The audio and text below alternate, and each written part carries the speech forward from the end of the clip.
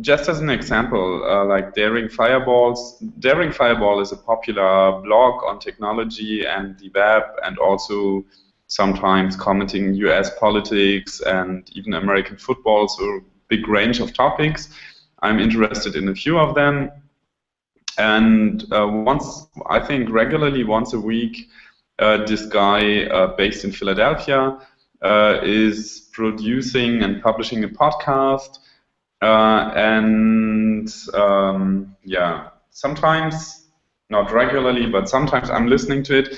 And I just want to show you how easy it is to subscribe to a podcast. If you haven't done it, then you really should do it and try out podcasting. You see my iPhone, and on an iPhone pre-installed, meanwhile, is a podcast app provided by Apple with the iPhone. It's called Podcast. So if you haven't tried podcasting, and if you have an iPhone, try that podcast app. If you don't have an iPhone, check the Android App Store. There are probably dozens of podcasting apps with which you can subscribe to a podcast feed. And what you get by subscribing to a podcast feed is you get new podcast audio items, new shows regularly delivered right onto your phone. You can also do it on a computer. There are so-called podcatching clients available for Windows, Linux, OS 10, whatever system you use. But it's totally convenient on a phone. It has also been popularized by the iPod, a device which is now like somehow it got rare, but this is also why the term podcasting has been coined, because it became popular with the iPod, which made it very easy to subscribe to such a podcast. Oops, my phone got dark. So just as an example, I have that talk show with John Gruber here as a podcast, and it's a subscription list. And if I want to, how to show? Yeah, and if I listen to it, I can just select that, and it's downloaded automatically in the background. So this is why podcasting as an on-demand medium has many fans, and apparently got really popular in the last couple of months again, because the iPhone has come since I don't know, 2013 or 2014, with that podcast app, which made it so easy to consume those podcasts. So please try that out. There are other podcasting apps available in the App Store. For example, this one, Overcast. It's a little bit more sophisticated. I use it as well. But this is obviously for consumption. But if you want to produce podcasts, I think it's crucial that you also consume podcasts, because you won't understand the medium if you haven't tried it out. So please try it out. Otherwise, you won't really grab the idea of what a podcast actually is, what its advantages are, and why it's so interesting for your audience, or for a special audience, maybe for young people who use phones, or for hardcore media users, for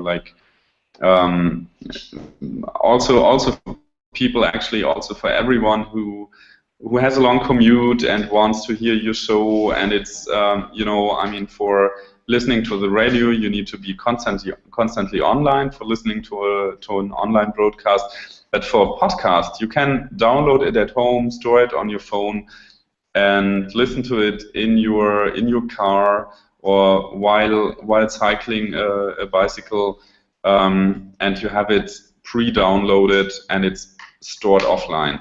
So that's the consumption part. And I just checked. So no answers from your side. I was curious what podcasts you are already using. Only Lara answered that she has never tried, but you got it. Cool. Then please, yeah, try. Okay, if others want to add what they have already tried, please do. Okay, then I give over to Lucille, who gives you an introduction into how to produce your own podcast with Airtime Pro. Okay, so with Airtime, you can do 2 things. You can have your own podcast, so that can become like a sharing list. You can make a list of downloadable tracks for your listeners, and other people can search your podcast. So that's where you can make your own podcast. And then on the other side, you can search for podcasts. So if you, like Jan said, he has his talk show, he can put that link into Airtime and then directly download all the episodes to his Airtime library. So that's the other side of it. Let's go to my radio page. So in your radio page, you have the podcast icon. And this is what it looks like. So you can play all the tracks from here. And this is a curated list. So I actually chose all these tracks to be here. If I was having a podcast, it would be something I set up on a weekly basis, for example. Maybe a show I have with friends, something live. And I would upload it and then put it to this list. And anyone could come in, download the different episodes every week. Or they could subscribe. This is what although it might look intimidating, this shows you each item. So every item has its own information in the channel, and you would copy this link, place it into some sort of feed reader, and then you would get my podcast episodes uploaded every week. So let's go to the back end.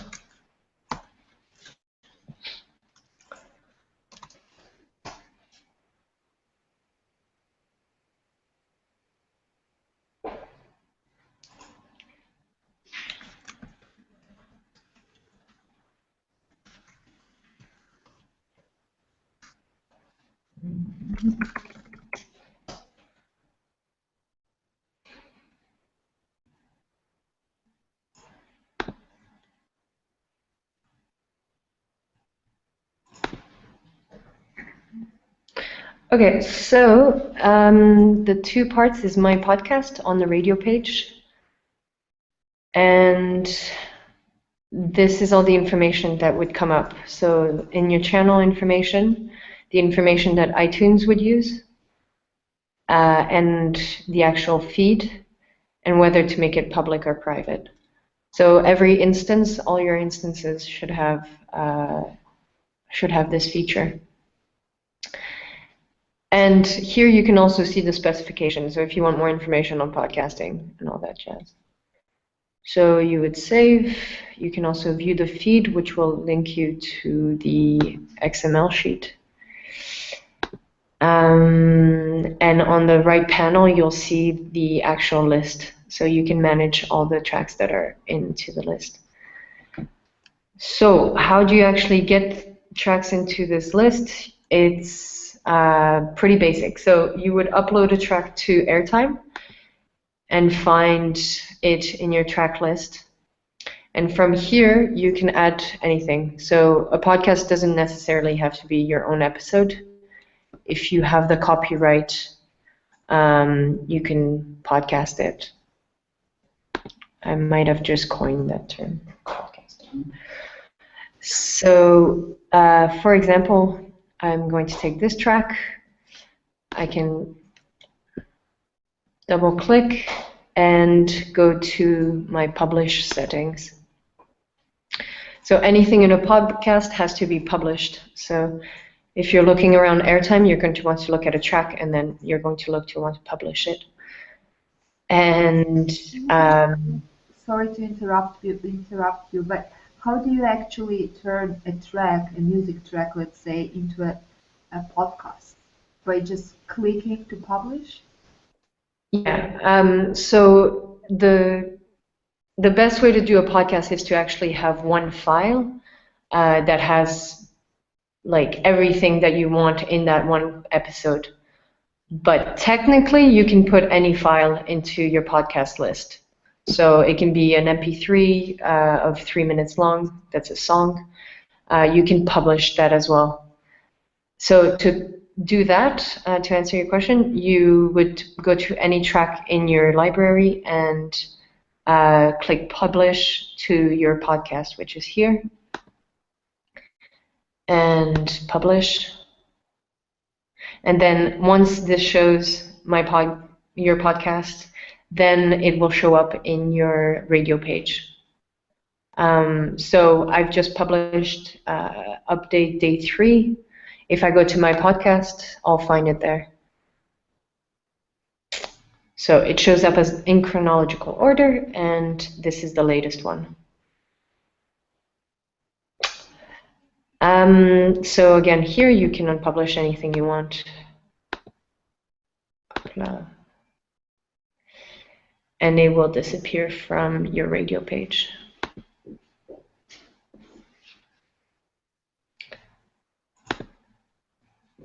Here we go. All right. So technically, this is an interesting tool because you can share your podcast with other radio stations, which also means you can share your content pretty easily with other radio stations. And it's also a bit like a SoundCloud account because you can have a list of tracks that are there. How do you actually share it with other radios, for example? So they'll just need the link. They'll just need the URL. If they want to use your podcast, they can. Let's do it right now. So I'm going to take this link and try to add it in a different station.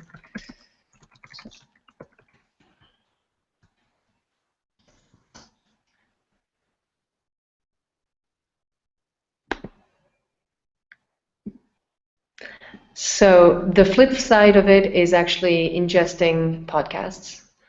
And you can do that under podcasts here.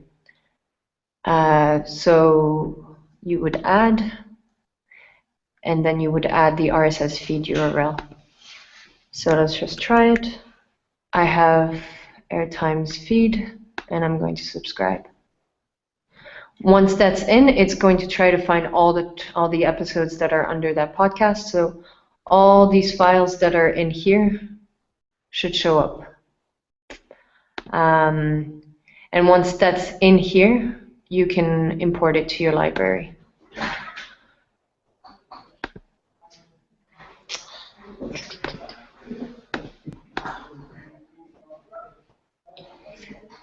Do you guys have any questions?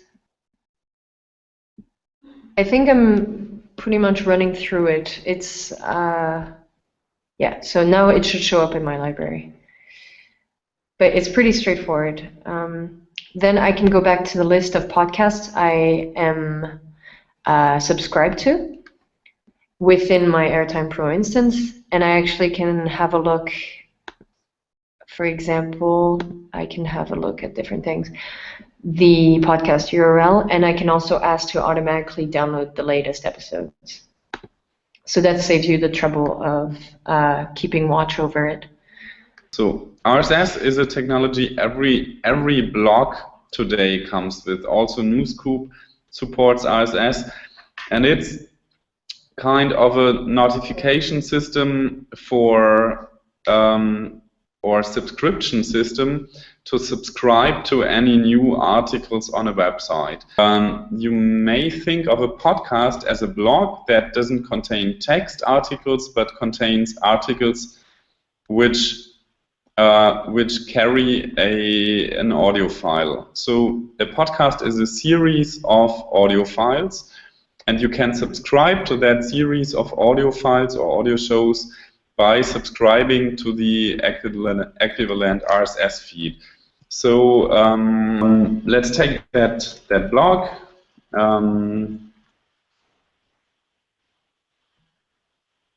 By the way, there are also many podcasts. Meanwhile, from public broadcasters, the BBC offers podcasts. German public radios are offering podcasts. But let's take that as an example, because it's really a do-it-yourself. I mean, he's no amateur anymore, but he's a little bit like a professional amateur. Like he runs his blog on his own. And so that's his blog, text only. But once in a while every weekend, there's a new audio file in the blog, linked in the blog, and everything, like I can just search for it. Talk show. Yeah, like every Sunday he's publishing a new podcast show, and while in the blog, this is just a link to the actual. Here, if I follow that link, I get to the page, and here you have the audio. So on the web, this just looks like a blog article with a little player. But if you subscribe the RSS feed, and here's a link to the RSS feed. If you subscribe that RSS feed, that is how RSS looks. So it's not really meant to be read by humans. But if you subscribe to that RSS feed in a reader, in a feed reader, or in such a podcatcher app available for iOS, available for Android, then you get all those podcast audio shows as a subscription to your device. And that is where it starts to get really user-friendly and attractive for your users or for your listeners as well, because they constantly get delivered automatically what they want. They want your shows, they subscribe to the feed and get the new shows as soon as they are released, and they may even be downloaded automatically. So it's much nicer for them than knowing that you run a show at 8 o'clock in the morning, or let's say at 4 in the afternoon, where they might not have the time to listen to it. But through podcasts, they can just listen to the shows on demand whenever they have the time. Yeah, let me find. This is the window. Yeah. Okay. Oops. So I hope that made it a little bit clearer. I give you another example. Another podcast, like it's technically a podcast. Another podcast I have subscribed to is the daily public TV news show of, like, let me open that first and find it. Here I have the podcasts app, and German public TV broadcasts their daily news show at 8 p.m. in the evening. I rarely have time to watch that. If I ever watch it, I watch it as a podcast, because they just, like, right after it has been broadcast, they take the video, attach it to a podcast. They have publicized the RSS feed on their website. I have subscribed the RSS feed in my podcasting app here, or in my so-called podcatcher app.